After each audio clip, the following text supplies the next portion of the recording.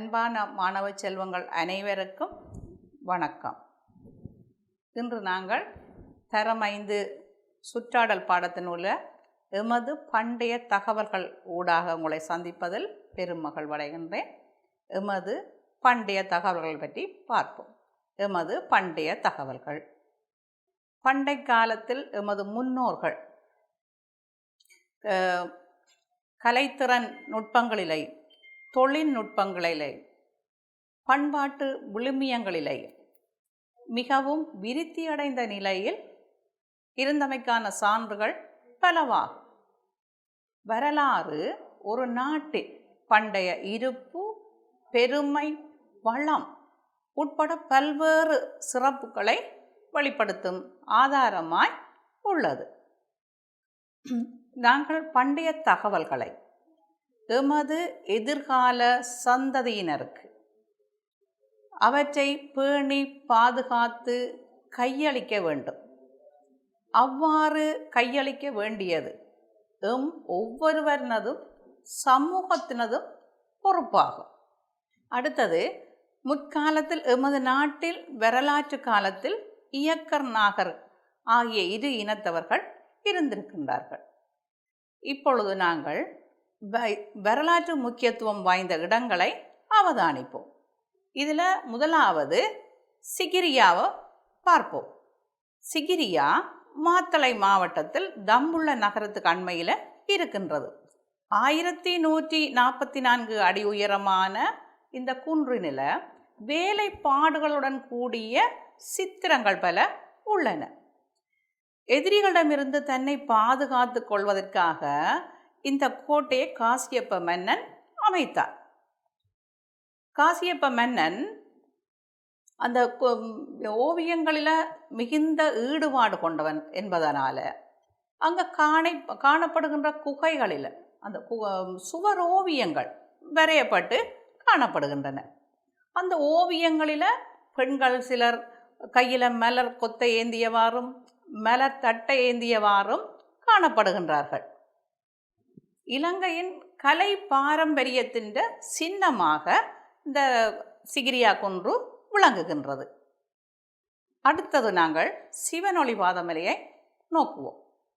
இது சப்ரகமுவோ மாகாணம் இரத்தினபுரி மாவட்டத்திற்கும் மத்திய மாகாணத்தில் நுவரெலியா மாவட்டத்திற்கும் சொந்தமான மலையாக நிர்வாக ரீதியாக காணப்படுகின்றது. இது 7359 அடி உயரம் கொண்ட இலங்கையின் 2வது உயரமான மலையாக காணப்படுகின்றது. இயற்கை எண்ணெயின் புறப்படமான மலை நாட்டின் இயற்கை அழக பார்க்கிறதா இருந்தால் இந்த மலையில இருந்து பார்க்கிறது கண்கொள்ளா காட்சியாக இருக்கும். இந்த மலையில சூரிய உதயத்தையும் சூரிய அஸ்தமனத்தையும் கொழும்பு வேறுவள கலங்கரை விளக்குகளையும் கண்குளிர காண முடியும்.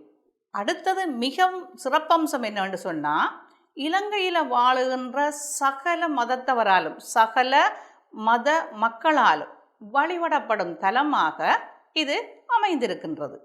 மற்றது இயற்கை அழகுக்கு அதிண்ட பக்திக்கும் முக்கியத்துவம் வாய்ந்தது மட்டுமன்றி பல ஆறுகளின் நதி மூலமாக காணப்படுகின்றது. அதாவது மகாவலி கங்கை, வளவகங்கை, கழுகங்கை, கழனிகங்கை இவ்வாறான ஆறுகள் ஊற்றெடுக்கின்ற மலையாக அது அமைந்திருக்கின்றது. இது இலங்கையின் பழமையையும் பெருமையையும் நிலைநாட்டுகின்ற ஒரு பெருமையை தன்னகத்துக்குள்ளே கொண்டுள்ளது. அடுத்தது நாங்கள் பார்ப்பது பராக்கிரம சமுத்திரம். இந்த பராக்கிரம சமுத்திரம் புலனறுவ மாவட்டத்தில் பராக்கிரமவாகு மன்னன் என்ற தனி மனிதன் ஒருவனால இது அமைக்கப்பட்டது. பராக்கிரமவாகு மன்னனுடைய ஒரு கூற்று, வானத்தில் இருந்து விழும் ஒரு துளி நீரேனும் விவசாயத்துக்கு பயன்படாது வீணாக கடலில் கலக்க விட மாட்டேன் என்று கூறினார். அவ்வாறு அவர் விவசாயத்துக்கு கொடுத்த முக்கியத்துவம் அவரால் அந்த அபிவிருத்திக்கு செய்யப்பட்ட ஊக்கம், அதன் விளைவாகத்தான் இந்த தனித்தனி வாவிகள், குறுகிய தடங்களால் இணைக்கப்பட்ட 5 தனித்தனி நீர்த்தேக்கங்களை இந்த சமுத்திரம் கொண்டுள்ளது. அப்போ அவர் விவசாயத்திற்காக பாடுபட்டு இந்த பாரிய சமுத்திரத்தை உருவாக்கி இருக்கிறார். இந்த விவசாய தேவைகளுக்கு முக்கியத்துவம் அளித்த செயற்பாடுகள் இலங்கையை தெற்காசியாவின் தானிய களஞ்சியம் என்ற பெயர் வருவதற்கு காரணமாக அமைந்திருக்கின்றது. இந்த தெற்காசியாவின் தானிய களஞ்சியம் என்று சொல்லுவதற்கு காரணம், இவருடைய காலத்தில் இலங்கையிலிருந்து தெற்காசிய நாடுகளுக்கு அரிசி ஏற்றுமதி செய்யப்பட்டிருக்கின்றது. அடுத்தது, இந்த நீர்த்தேக்கத்தை உருவாக்குவதற்கு பயன்படுத்திய தொழில்நுட்பம். அந்த தொழில்நுட்பம் தற்கால தொழில்நுட்பவியலாளர்களையே ஆச்சரியத்தில் ஆழ்த்தியிருக்கின்றதா. அவ்வளவு சிறப்பு வாய்ந்த தொழில்நுட்பங்களை பயன்படுத்தி இந்த நீர்த்தேக்கத்தை அமைத்திருக்கின்றார். காலங்கள் அழிந்தாலும் இன்னும் பல நூற்றாண்டுகள் கடந்தாலும் அழியாத இலங்கையின் சின்னமாக இது மட்டுமே வரலாற்றில் அழுத்தமாக பதியப்படும். அவ்வாறு அவர் அந்த சமுத்திரத்தை பராக்கிரமவாகும் மன்னன் அமைத்திருக்கின்றார். அடுத்தது பார்த்தோம்னு சொன்னால் தலதா மாளிகை. இந்த தலதா மாளிகை என்பது இலங்கையின் கண்டி மாநகரில் ஒரு புகழ்பெற்ற பௌத்த ஆலயம் ஆகும். பௌத்த சமயத்தவர்களால் உயர்வாக மதிக்கின்ற புத்தரின் புனித பல் இந்தியாவில் இருந்து கொண்டு வந்து இங்கே வைக்கப்பட்டதால் அது புனித தந்த தாது ஆலயம் என அழைக்கப்படுகின்றது. கண்டி ராஜ்யத்தின் தலைநகராக விளங்கிய கண்டி நகரத்தில் அந்த ஆட்சி செய்த அரசர்களின் அரண்மனை வளாகத்தின் உள்ளேயே இவ்வாலயம் அமைந்துள்ளது. வருடா வருடம் இங்கே பௌத்த மக்களால் எஸ்ஸல பெரகரா வெகு விமர்சையாக கொண்டாடப்படுகின்றது. அதாவது அந்த எஸ்ஸல பெரகரான்றது அந்த புனித புத்த தந்த பல், அதாவது புனித தந்த தாதுவை அந்த பேழையில் வச்சு கொம்பன் யானை, அதாவது ஆண் யானைக்கு மேலே வச்சு ஊர்வலமாக எடுத்து செல்லப்படும். அந்த ஊர்வலத்தில் பல நிகழ்வுகள் இடம்பெறுவது வழமையாகும். இதை விமர்சையாக கொண்டாடுகின்றார்கள். அடுத்தது, வரலாற்று பெருமைகளை கொண்ட பாரம்பரிய நகரம் என இந்த யுனெஸ்கோவால் அறிவிக்கப்பட்டுள்ளமை பெருமைக்குரிய விடயமாகும். அடுத்தது பார்த்தோம் இசுருமுனிய.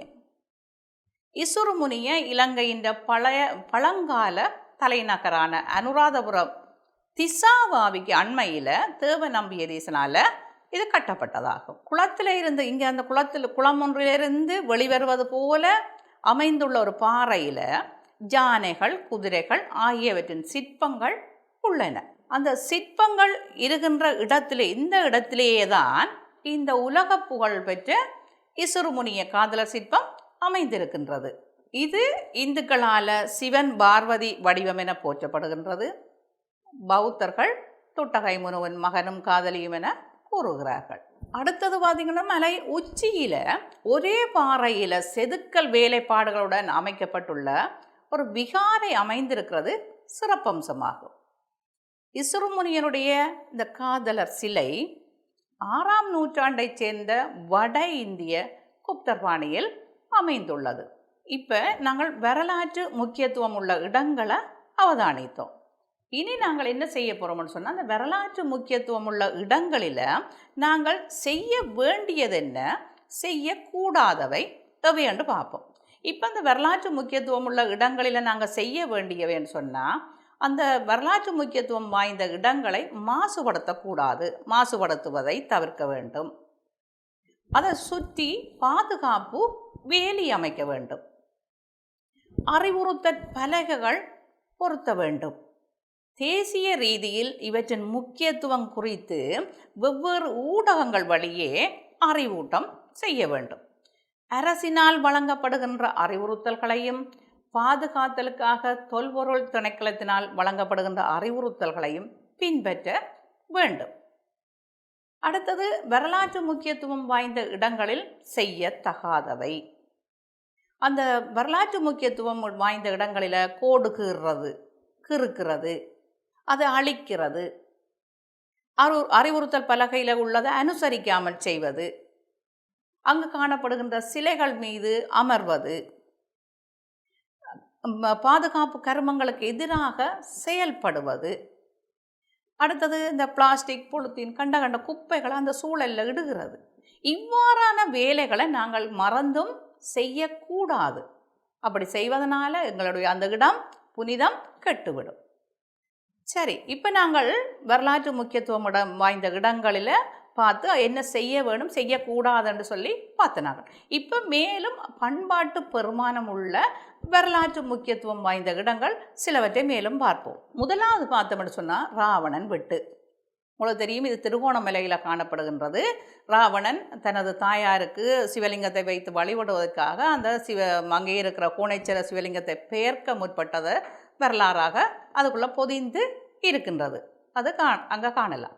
அடுத்தது கன்னியா வெந்நீரூற்று. இது கன்னியா வெந்நீரூற்றும் ராவணன் தன்னோட தாயாருக்காக அந்தியேட்டி கிரியைகள் செய்யும் பொழுது அங்கே கிரியை செல்கிற இடத்துல தனது உடைவாளை இழுத்து 7 இடங்களில் குத்தியதாகவும் அதிலே ஊற்றெடுத்தது வெந்நீராக வந்ததும் அது படிப்படியான சூடுகளோடு காணப்படுகின்ற 7 கிணறுகளாக இன்று காணப்படுகின்றது. இன்று சுற்றுலா பயணிகள் நிறைய அங்கே வந்து கொண்டு இருக்கின்றார்கள் பார்வையிடுவதற்காக. அடுத்தது பார்த்தோம்னு சொன்னால் சங்கிலிய மன்னன், யாழ்ப்பாண நகரை கடைசியாக ஆண்ட மன்னன் அது சங்கிலிய மன்னன். மற்றது அவர் இருந்து ஆட்சி செய்த அவருடைய மந்திரி மனை, இவர் கடைசியாக ஆண்ட மன்னனாக இருக்கின்றார். அடுத்தது காலிக்கோட்டை. இந்த காலிக்கோட்டை எங்களுடைய நாட்டை அந்நியர்கள் கைப்பற்றிய பொழுது, அதாவது முதல் போர்த்துகீயர் கைப்பற்றிய பொழுது இலங்கையின் தென் மாகாணத்தில் இந்த காலிக்குடாவில் இந்த கோட்டையை அமைத்தார்கள். அவர்கள் பாதுகாப்பதன் நிமித்தம் தங்களை அதுக்குள்ளே அமைத்தார்கள். அதை சுற்றி அகழிகள் அமைக்கப்பட்டன. பின்பு 1659 பிற்பாடு அது ஒல்லாந்தரால் அரணாக மாற்றியமைக்கப்பட்டது. அங்கு பாதுகாப்பு கருதி முக்கியத்துவம் வாய்ந்த ஆட்கள் அல்லது அரசர்கள் மற்றது பாதுகாப்புக்கான போர் கருவிகள் என்பவை அங்கே இருக்கும்.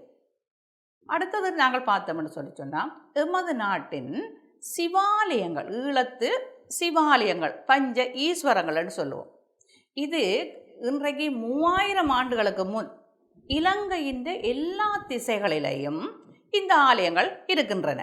இன்று உங்களுக்கு தெரியும், வடமேற்கில் நகுலேஸ்வரம், மேற்கில் திருக்கேதீஸ்வரம், கிழக்கில் திருக்கோணேஸ்வரம், மத்தியில் முனீஸ்வரம், தென் மாகாணத்தில் தொண்டேஸ்வரம். இந்த தொண்டேஸ்வரம் போர்த்துகேயர் வருகையால் அவர்கள் மதம் பரப்பு நோக்கில் அங்கே முற்று முழுதாக அழிக்கப்பட்டு விட்டது. அந்த அழிக்கப்பட்டு விட்ட இடத்துல இன்று புத்த விகாரையும் ஒரு விஷ்ணு ஆலயமும் அங்கே வைத்து வழிபடப்படுகின்றது. அடுத்தது நாங்கள் வரலாற்று தாவரங்களை பார்ப்போம். வரலாற்று தாவரங்கள் என்று பார்க்கும் பொழுது பெருக்க மரம், இது மன்னாரில் காணப்படுகின்றது. மன்னாரில் பெருக்க மரமும் கவலித்தாவைன்றதில் புளிய மரமும், இதுகள் பல நூற்றாண்டுகளை கடந்த மரங்களாக காணப்படுகின்றன. அடுத்தது நாகமரம். நாகமரம் எமது நாட்டின் ஒரு தேசிய மரமாக இருக்கின்றது. நாகமரத்தை சிவப்பு படிக மலை என்று கூட சொல்வார்கள். அடுத்தது அனுராதபுரத்தில் இருக்கின்ற அரச மரம், அதாவது போதி மரம் என்று சொல்வார்கள். புத்தர் ஞானம் பெற்ற போதி மரத்தின் ஒரு கிளையை சங்கமித்து என்ற பிக்குனி நாட்டியதாகவும் அந்த வரலாறு அதில் காணப்படுகிறது. இவ்வாறான வரலாற்று இடங்களையும் வரலாற்று தாவரங்களை நாங்கள் நேரடியாக சென்று பார்வையிடுவதற்கும் அவை பற்றிய தேடல்கள், அவை பற்றிய தகவல்களை பெற்றுக்கொள்வதற்கும் எமக்கு மிக முக்கியமாக அமைவது சுற்றுலா. இந்த சுற்றுலாவில் நாங்கள் போவோமா இருந்தால் நேரடியாக நீங்கள் அங்கே சென்று அந்த வரலாற்று இடங்களின் தகவல்களை, அது சம்பந்தமான ஏனைய காட்சிகளை நீங்கள் அவதானித்து கொண்டு வரலாம். அப்போ நீங்கள் போகைக்குள்ளே முதலாவது சுற்றுலாவுக்கு நீங்கள் எந்த இடத்தை பார்க்க போகிறீங்கள், என்ன வரலாற்றை அறிய போகிறீங்கள், அதனுடைய முக்கியத்துவம் என்ன, அதனுடைய பெருமானம் என்ன என்பதை திட்டமிட்டு தான் நீங்கள் ஆயத்தம் செய்து போவீர்கள். போனதன் பின்பு அங்கே நீங்கள் பார்வையிட்டு அவற்றிலிருந்த தகவல்களை குறிப்பேடு ஒன்றில் குறிப்படுத்திக் கொண்டு வருவீர்கள்.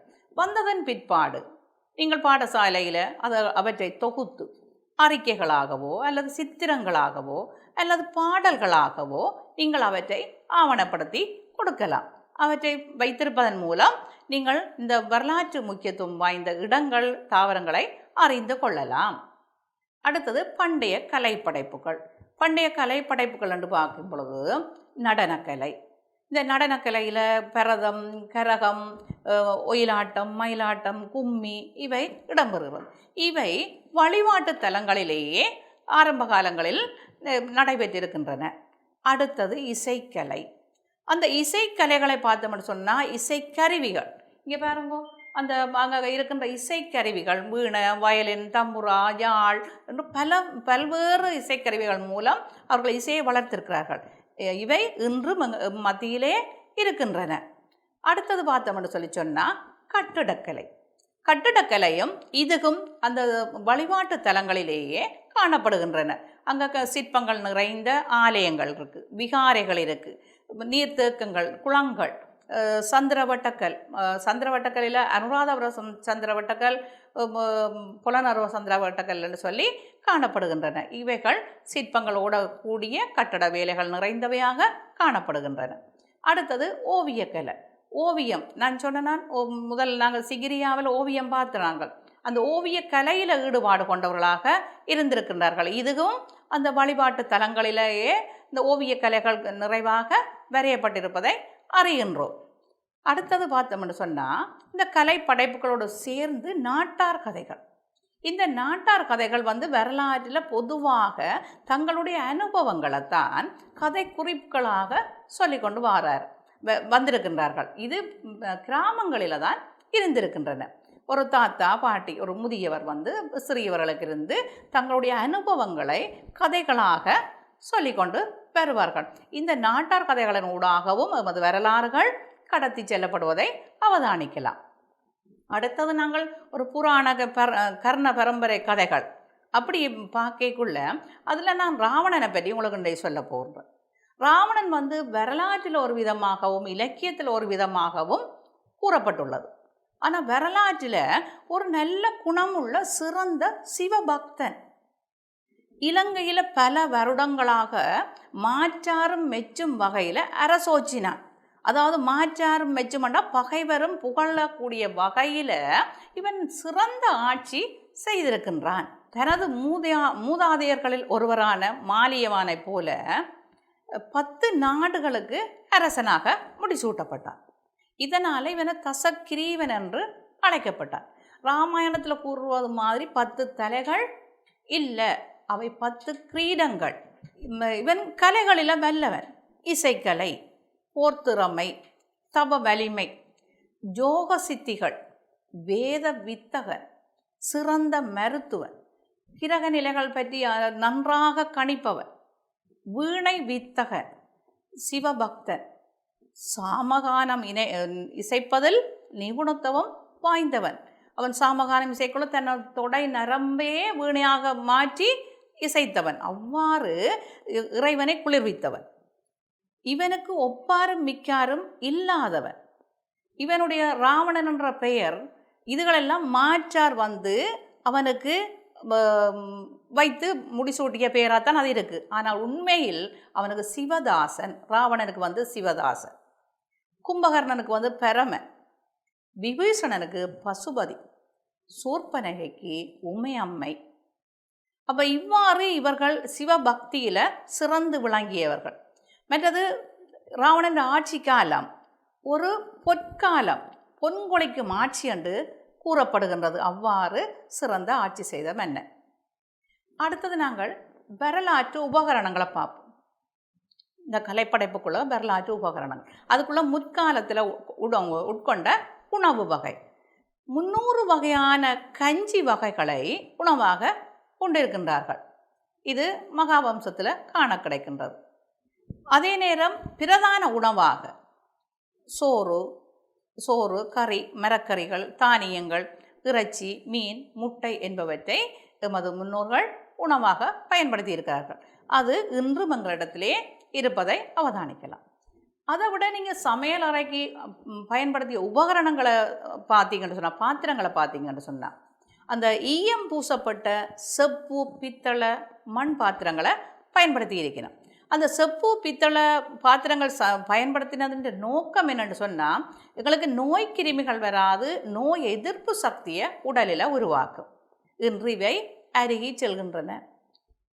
முற்காலத்தில் பயன்படுத்திய ஔஷத வகைகள், அதாவது மருந்து வகைகள், இஞ்சி, மஞ்சள், வெந்தயம், சீரகம், மல்லி, மிளகு, மற்றது நாங்கள் நிறைய மூலிகை செடிகள், என்ன கற்பூரவள்ளி, துளசி, குப்பமேனி என்று சொல்லி நிறைய இருக்குது. அதுதான் இயற்கை மருத்துவங்களாக அங்கே பயன்பாட்டில் இருந்திருக்கின்றன. அது இன்று நம்மிடத்தையே காணப்படுகின்றது. அதை விட இந்த நெசவு, பின்னர், தையல் இவ்வாறான வேலைப்பாடுகள் செய்திருக்கின்றார்கள். அதில் சிறந்து விளங்கி இருக்கின்றார்கள். அந்த பின்னல் வேலைகள் என்று சொல்லும் பொழுது பனை ஓலையை, பனை ஈக்களை பயன்படுத்தி பெட்டி, பாய், சுலகு, கடகம் என்று சொல்லி பல பொருள்களை உருவாக்கினார்கள். அவை சிறந்த பயன்பாடு உள்ளதாக காணப்பட்டன. அடுத்தது நெசவு, பருத்தி நூல், பட்டு நூல் நூல் நூற்று அதில் நெசவு செய்து ஆடைகளாக அணிந்திருக்கின்றார்கள். அந்த தையல், பலவிதமான தையல் வேலைப்பாடுகள் நிறைந்த ஆடைகளை தைத்திருக்கின்றார்கள். இவ்வாறு அவருடைய கலைப்படைப்புகள் காணப்பட்டன. இப்பொழுது நாங்கள் இந்த நாட்டின் முன்னேற்றத்திற்காக அளப்பெரிய சேவைகள் செய்த சில மன்னர்கள முன்மாதிரியான செயல்பாடுகளை அவதானிப்போம். அதில் நான் ஏற்கனவே உங்களுக்கு பராக்கிரமவாகு, காசியப்பன் பற்றி சொல்லிட்டேன். பண்டுகாவையன், பண்டுகாவைய மன்னன் அனுராதகம என அழைக்கப்பட்ட பிரதேசத்தை அனுராதபுரம் என மாற்றினான். நகரத்தின் பாதுகாப்புக்காக அப்பிரதேசத்தை சூழ நீரோடை ஒன்றை அமைக்க ஆவண செய்தார். 4 பிரதான திசைகளிலேயும் 4 வாயில்களை அமைத்தார். அந்த நகரத்தின் ஏனைய வீதி தொகுதிகளை அந்த 4 வாயில்களோடையும் இணைப்பதற்கான ஒரு வீதி தொகுதியை அமைத்தார். நகரத்தை சூழ குளங்கள், பூங்காங்கள் போன்ற அழகிய வேலைப்பாடுகளை செய்தார். நகரத்துக்கு அருகே அபயவாவியினால் அழைக்கப்படும் குளத்தை முதலில் கட்டினார். அது பசவ குளம் என்று அழைக்கப்படுகிறது. பசவ குளம் என்ற அபயவாவி. அப்போ இவ்வாறு மற்றது நகரத்தின் நகர திட்டமிடல் அமைப்பு, அந்த நகர திட்டமிடல் அமைப்பு அந்த பண்டுகாவிய மன்னன் தான் முதலில் உருவாக்கினார்.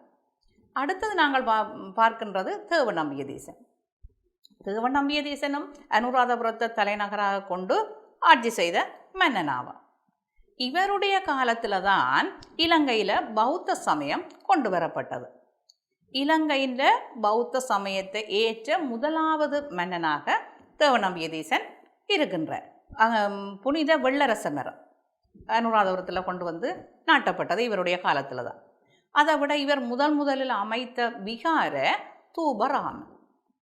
அடுத்தது அனுராதபுரத்தின் நகர எல்லையை இவர்தான் முதல் குறித்து கொண்டார். இவ்வாறு தன்னுடைய பணிகளை செய்து இருக்கின்றார். அடுத்தது நாங்கள் பார்ப்பது எல்லாள மன்னன். எல்லாள மன்னனும் அனுராதபுரத்தை தான் தலைநகராக கொண்டு ஆட்சி செய்திருக்கின்றார். இலங்கையை 44 வருடங்கள் ஆட்சி செய்த மன்னன். இந்த மன்னன் நீதி நியாயத்துடன் ஆட்சி செய்ததாக மகாவம்சம் கூறுகின்றது. எல்லாள மன்னன் பகைவர்களுக்கும் நண்பர்களுக்கும் சமநீதி வழங்கி எல்லோர் மீதும் ஒரு செங்கோல் நீதியை நிலைநாட்டிய ஒரு மன்னனாக இருக்கின்றார்.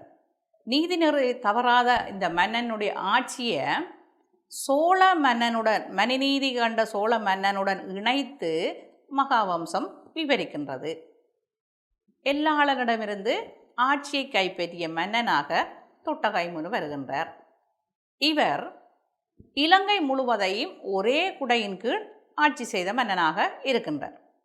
எமது நாட்டை ஆட்சி செய்த மதிநுட்பமும் செயல்திறனும் மிக்க ஓர் ஆட்சியாளன் என மகாவம்சத்தில் வர்ணிக்கப்படுகின்றார். தொட்டகைமுனு அமைத்த விகாரைகள் மிரிசவட்டிய, ருவான் வெலிசாய், உலோப மகாவாய. இவர் அந்த இறந்த எல்லாளனை மெச்சி, அவருடைய வீரத்தையும் அவருடைய ஆட்சி திறனையும் மெச்சி அவருக்காக சிலை எழுப்பி மரியாதை செய்தார். இவ்வாறு இந்த மன்னர்கள முன்மாதிரியான செயல்பாடுகளை நாம் அறிந்து கொள்ள வேண்டும். அடுத்தது நாங்கள் பார்ப்போம் என்னென்னு சொன்னால், இந்த பண்டைய கலை படைப்புகளில் அந்த அலங்காரங்கள் பயன்படுத்தப்பட்டிருக்கின்றன. அலங்கார வகைகள், அதாவது பலாபேத்தி என்கின்ற ஒரு பூங்கொடி அலங்காரம், தாமரை இதழ் அலங்காரம், இவை அந்த வழிபாட்டு தலங்கள சுவர்களிலேயும் அந்த பாத்திரங்களிலேயும் இவ்வாறு இந்த அலங்காரங்களை வரைந்து இருக்கின்றார்கள். அதனை நாங்கள் பார்ப்போம். இப்போ இந்த தாமரை இதழ் பூங்கொடி அலங்காரங்கள் என்பதை நானும் நீங்களும் சேர்ந்து ஒரு செய்து பார்ப்போம்.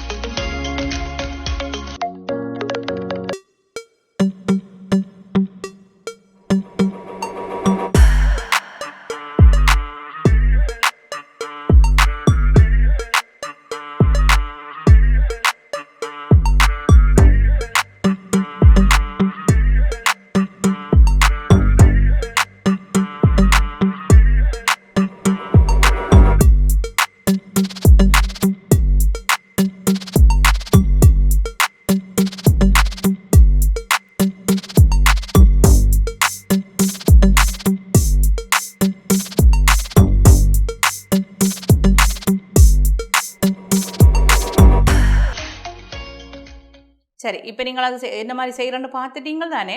இப்போ அந்த அலங்காரங்களுக்கு வர்ணம் தீட்டும் பொழுது அந்த வர்ணம் எப்படி உருவாக்குறது? எங்களுக்கு இதில் கவனிங்க பிள்ளைகள், 3 அடிப்படை வர்ணங்கள் இருக்கின்றன. அதாவது சிவப்பு, நீலம், மஞ்சள். இந்த அடிப்படை வர்ணங்கள் அல்லது மூல வர்ணங்கள் என்று சொல்லுவோம். இந்த வர்ணங்களை ஒன்றோடு ஒன்று கலக்குவதன் மூலம் துணை நிறங்கள் பெறப்படும்.